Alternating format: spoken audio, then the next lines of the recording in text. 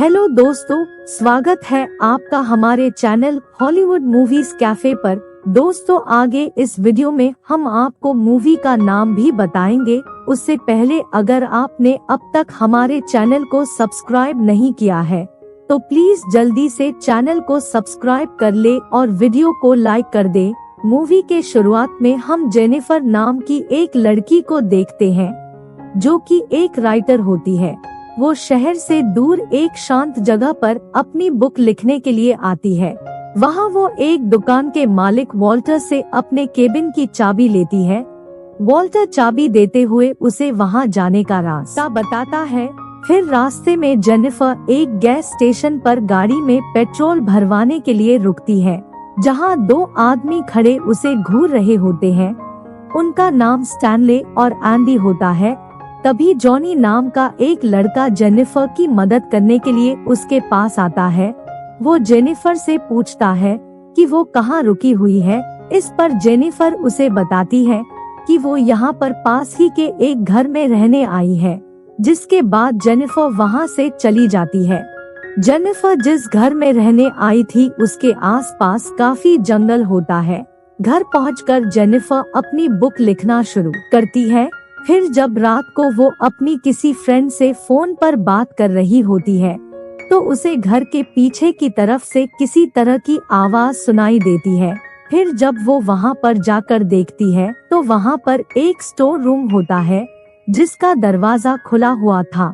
उस store room में कई सारे औजार रखे हुए होते हैं। साथ ही वहाँ पर एक जहरीले पाउडर का डिब्बा भी होता है। जेनिफर उस दरवाजे को बंद कर वापस से अपने केबिन में आ जाती है। तभी उसके कपड़ों पर वाइन गिर जाती है तो जेनिफर उसे साफ करने के लिए घर के अंदर चली जाती है और हम देखते हैं कि कोई बंदा खिड़की से उसे देख रहा होता है। फिर अगली सुबह जब जेनिफर जॉगिंग कर रही होती है तभी उसे जंगल में एक घर दिखाई देता है। जब वो उस घर के अंदर जाकर देखती है तो वह घर पूरा खाली होता है। वो काफी वक्त से खाली था। इसके बाद जेनिफर वापस अपने घर में आ जाती है। फिर जब वो नहाने के लिए वॉशरूम में जाती है तो वहाँ पर पानी नहीं आ रहा होता है। जेनिफर उसे ठीक करने के लिए किसी को कॉल करती है, जिसके कुछ देर बाद मैथ्यू नाम का लड़का वहाँ पर आता है और काफी मेहनत के बाद वो उस पाइप को ठीक कर देता है। ये देखकर जेनिफर खुशी से एक्साइट होकर उसे किस कर देती है और उसे थैंक्स भी कहती है। मैथ्यू दिमाग से थोड़ा पैदल होता है, इसीलिए वो शर्मा कर वहाँ से चला जाता है। अगले सीन में हम देखते हैं कि स्टैनले, मैथ्यू, एंडी और जॉनी चारों फिशिंग कर रहे होते हैं, जहाँ पर मैथ्यू उन्हें बताता है कि जेनिफर ने उसे गाल पर किस किया था। तभी स्टैनले उन्हें अपने कैमरे में जेनिफर की वीडियो दिखाता है, जिससे हमें पता चलता है कि स्टैनले ही उस रात खिड़की से जेनिफर को देख रहा था। वीडियो देखते हुए जॉनी की नीयत खराब होने लगती है। फिर रात में जब जेनिफर सो रही होती है तो उसे दरवाजे पर कुछ आवाज सुनाई देती है। जब वो बाहर जाकर देखती है तो वहाँ पर एक मरी हुई चिड़िया पड़ी होती है। तभी वो देखती है कि उस स्टोर रूम का दरवाजा भी खुला हुआ है। फिर जब वो उसे बंद कर वापस घर में आती है तो उसके लैपटॉप की डिस्प्ले पर उन तीनों की फोटो लगी होती है। वो कुछ समझ पाती इससे पहले ही वे चारों वहाँ आ जाते हैं। फ्रेंड्स, इस फिल्म का नाम है I spit on your grave और ये 2010 में रिलीज हुई थी। उन्हें देखकर जेनिफर बहुत डर जाती है।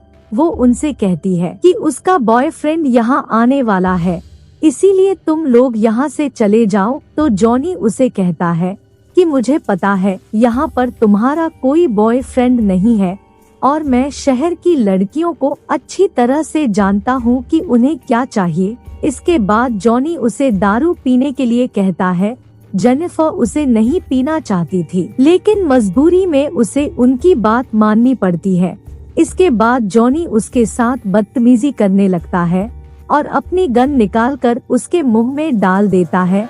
मैथ्यू को ये सब ठीक नहीं लग रहा था। तभी जेनिफर मौका पाकर उनकी आंखों में पेपर स्प्रे डाल देती है और वहाँ से भाग जाती है।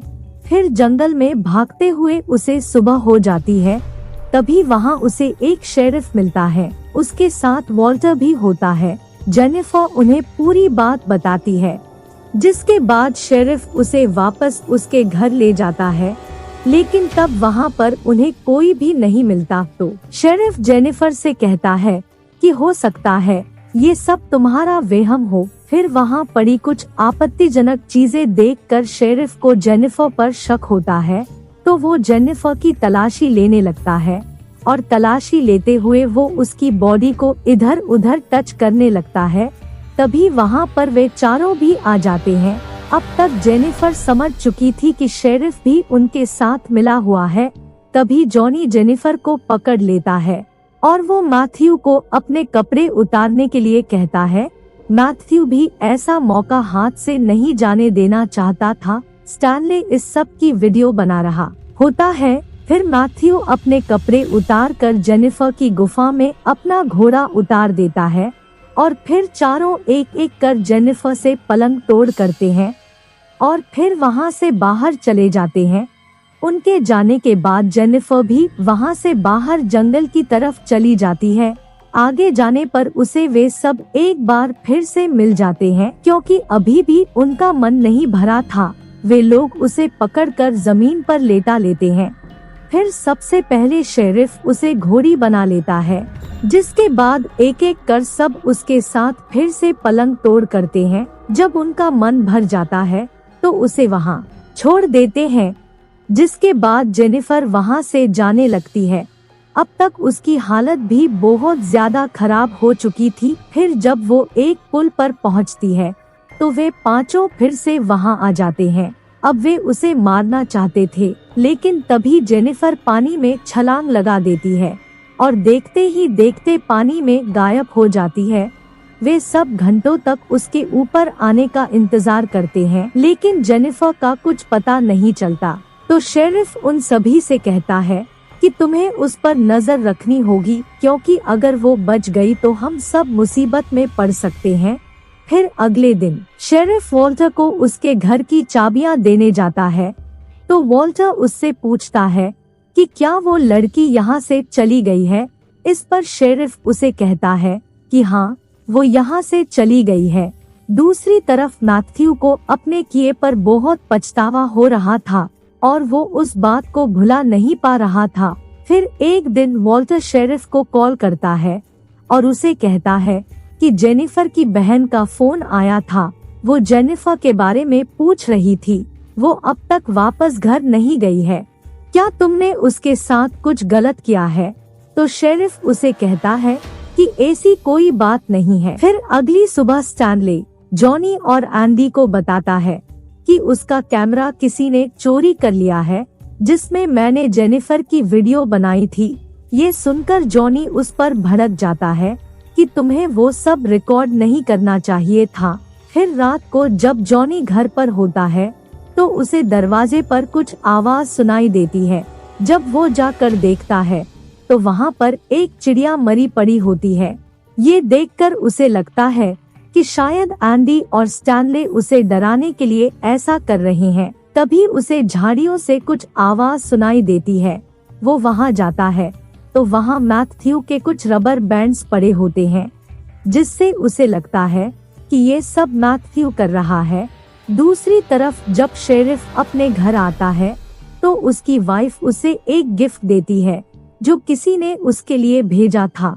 उसमें एक वीडियो कैसेट होती है। उस कैसेट को देखकर वो समझ जाता है कि उसमें जरूर जेनिफर की ही वीडियो होगी। जिसके बाद वो सीधे उन लड़कों के पास जाता है और स्टैनले को पीटने लगता है कि उसने वो सब रिकॉर्ड क्यों किया। उन सब को ये ही लग रहा था कि ये सब मैथ्यू ही कर रहा है। तो शेरिफ उन्हें मैथ्यू को ढूंढने के लिए कहता है, जिसके बाद शेरिफ को वॉल्टर पर भी शक था, इसलिए वो उसे भी मार देता है। दूसरी तरफ मैथ्यू जेनिफर के घर चला जाता है और उस रात के बारे में याद करने लगता है।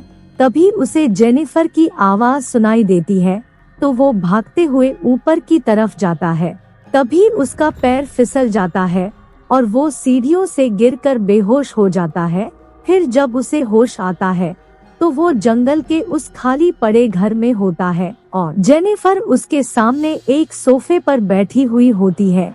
वो मैथ्यू से कहती है कि मुझे पता है कि तुम गिल्टी फील कर रहे हो। तो मैथ्यू उसे कहता है कि मैं जानबूझकर तुम्हारे साथ नहीं करना चाहता था। तो जेनिफर गुस्से में उसे फिर से पीट पीट कर बेहोश कर देती है, जिससे हम समझ सकते हैं कि अब वो उनसे बदला लेने वाली थी। इधर स्टैनले और एंडी जेनिफर को ढूंढते हुए उसी घर में पहुंच जाते हैं। तभी स्टैनले अपने सामने जेनिफर को देखता है। जब वो उसकी तरफ बढ़ने लगता है तो उसका पैर एक ट्रैप में फंस जाता है और वो दर्द से चिल्लाने लगता है। उसकी चीख सुनकर एंडी भी वहां आ जाता है। इससे पहले कि एंडी कुछ समझ पाता, जेनिफर बेसबॉल के डंडे से उस पर वार कर उसे बेहोश कर देती है। फिर जब एंडी को होश आता है तो वो एक बाथटब पर बंधा होता है। दूसरी तरफ स्टैनले एक पेड़ से बंधा होता है और जेनिफर उसकी वीडियो बनाने लगती है, जैसा कि उसने जेनिफर के साथ किया था। फिर वो स्टैनले की आईब्रो ऊपर कर बांध देती है, जिससे वह अपनी आंखें ना बंद कर पाए, और एक मछली का मांस निकालकर स्टैनले की आंखों में घुसा देती है। फिर वो एंडी के पास जाती है तो एंडी उससे माफी मांगने लगता है। तो जेनिफर उसे कहती है कि मैं भी उस दिन तुम लोगों के सामने ऐसे ही गिड़गिड़ाई थी, लेकिन तुम लोगों ने मेरी एक ना सुनी। इसके बाद जेनिफर बाथटब के पानी में जहर मिला देती है और एंडी के नीचे से एक लकड़ी निकाल देती है, जिससे उसका मुंह पानी में चला जाता है और बुरी तरह से जल जाता है। दूसरी तरफ कुछ पक्षी स्टैनले की आंख में लगा मांस खाने लगते हैं और साथ ही उसकी आंखें भी निकाल लेते हैं, जिससे उसकी भी मौत हो जाती है। इसके बाद जेनिफर उस गैस स्टेशन पर जाती है और जॉनी को किडनैप कर लेती है। फिर वो उसे उसी घर में लाकर बांध देती है। पहले वो उसे बहुत टॉर्चर करती है और फिर उसका हथियार काट कर उसी के मुंह में डाल देती है, जिससे उसकी भी मौत हो जाती है। उधर शेरिफ के पास उसकी वाइफ का फोन आता है। वो उसे बताती है कि उनकी बेटी की एक टीचर उनके घर पर आई है। फिर जब वो टीचर शेरिफ से बात करती है तो हम देखते हैं कि वो और कोई नहीं बल्कि जेनिफर होती है। फिर जब शेरिफ घर पहुंचता है तो उसकी बेटी वहां से जा चुकी होती है। उसकी वाइफ उसे बताती है कि वो उसे प्लेग्राउंड में ले कर गई है। फिर जब वो प्लेग्राउंड पहुंचता है तो गाड़ी में जेनिफर उस पर हमला कर देती है।